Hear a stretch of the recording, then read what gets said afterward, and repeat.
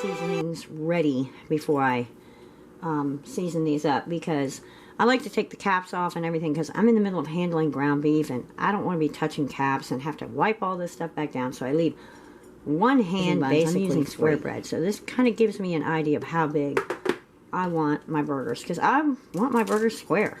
I'm putting them on a square piece of bread, so what I'm going to do is just kind of flatten them slightly.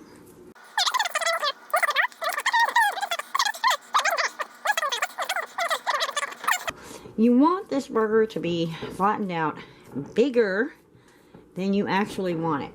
And the reason for that is because when you cook it up, it's going to start to puff up. And you do not want to sit there with your spatula and press on it and press the grease out. Reason is, once you do that, you're taking all the juice and what little fat it has in it, because this is pretty lean anyway.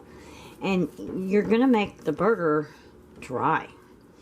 So I flatten it out to more than what I want it. Now my hands are clean, but I'm making food for my family, so, and they're okay with me having, you know, my hands into this. If you got a family that's freaked out about it, put gloves on. But I don't work well with gloves, so this one's going to stay kind of roundish and it's going to come apart. But you know what? Hey, it's alright. It'll be alright. There we go. Turn it over, it looks better on that side. You can add salt and pepper. I don't really care for pepper, and I generally try to avoid adding salt. I avoid adding salt to my meat while it's cooking, because it tends to dry it out and toughen it up. But you can, if you want to season it with salt, go right ahead. Now this is seasoned salt. This got some salt in it, so I'm going to go ahead and put some of that on. A little bit of that. Now, there is paprika and seasoned salt, but I really love paprika, and so does my family, so I use extra. And I'm just going to put that. Now, you can put in other seasonings. You can put in stuff like oregano or basil, parsley, anything that, you know, you like on a burger. But I like just, you know, I like to keep it simple this way. And I like a little Worcestershire. So, just going to rub that around. Not a lot, just enough to give it a tiny bit of a kick.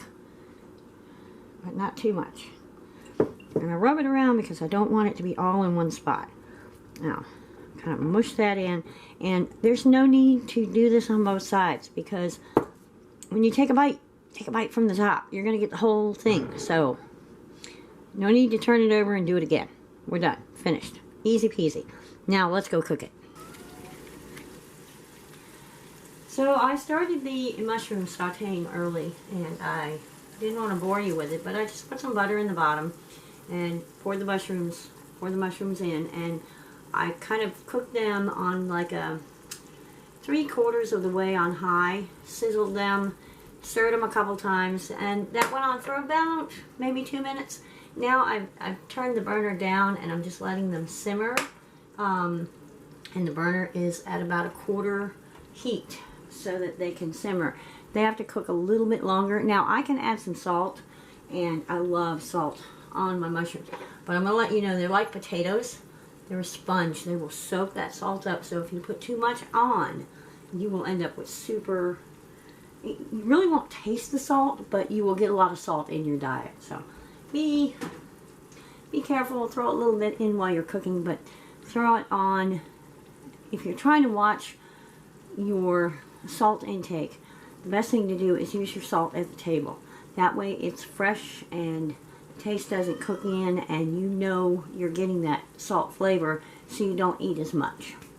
Anyway, we'll be back when this is ready. We're waiting for the oil to heat up. By the way, I like to make my burgers in vegetable oil, so that's what I have in the big pan. But I figured I'd do a little healthy extra virgin olive oil in this pan for frying the onions. So, we'll be back.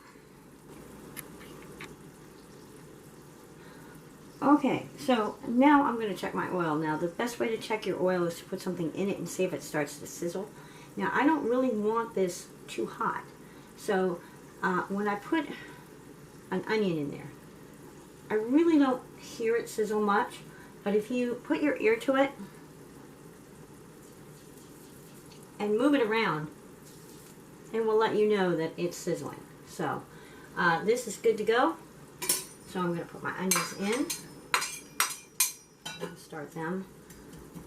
And since I'm the only one who's going to eat onions, I don't need the bowl because I'm just going to put them right on my hamburger when they're ready. Now, to place the burgers in, you want to do this gently, but you want to put this in on a hot pan, hot grease, because if you don't, it will stick. And the meat has to be warm. If it's frozen, make sure that your grease is hot before you put it in. So now you can see it. See, it's moving, sliding very easily.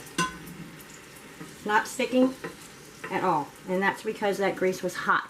And that is the key to frying stuff without it sticking. So, let's clear some of this away. And we'll be back. Okay, now, it's just a matter of cooking. And stirring. Now, I'm going to turn the onions up because I want them to cook a little bit quicker. The burgers, I don't. Now, remember, I'm wanting so much to push these down. But remember, we talked about that. We do not want to push these down because we will pull all the grease out. So, now's a good time to use another utensil. Turn it slowly.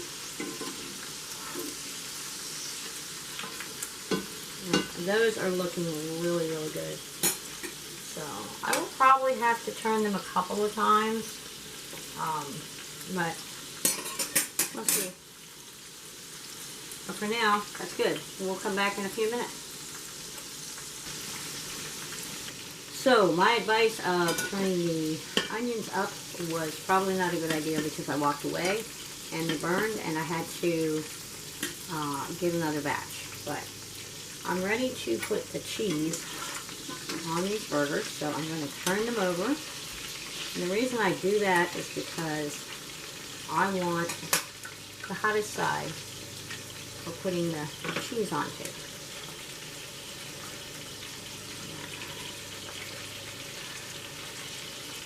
Alright, I'm just laying this cheese on,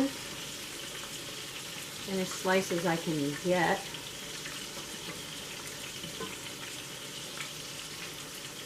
So it melts better, and that way the leftovers I can munch on.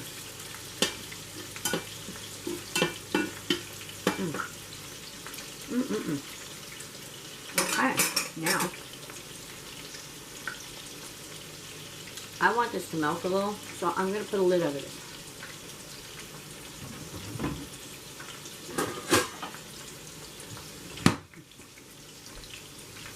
This is not the proper lid for this pan, but it works. So I'm just going to turn this. Now I'm going to wait 30 seconds and lift it. In the meantime, I've got my lovely, lovely sauteed mushrooms, which I've taken off the burner, and my onions, which I'm keeping them low. I'm so tempted to turn them up, but I don't want to do that. So let's check. Oh, a little bit more. Okay, the idea is we keep the lid on so it builds up some heat so it can melt that cheese. Okay, perfect. Alright.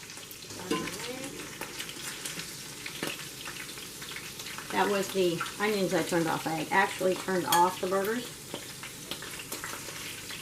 And that's how long iron skillets hold heat. It just holds it forever. Now I'm going to let these rest. That is a big thing. You want to leave your meat to rest whenever you can. it makes a huge difference. Okay, so now we're ready for the assemble. And we're gonna take the burger, place it on the bread, and for this one, it's just gonna get sauteed mushrooms. I'm gonna drain off that grease, well, butter, it's not grease, and it's not cooperating, so, oh, drain the grease. And looks like we're gonna have to get, and that little one, he can just eat off the side. There we go.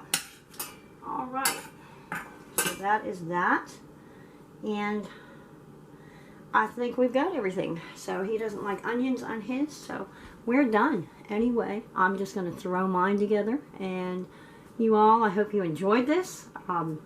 Thank you for joining me in my kitchen today. If you like this video, please give me a thumbs up. If you want to see more of my videos, please subscribe to my channel and hit the notification button so you never miss a meal. Have a great day. Bye.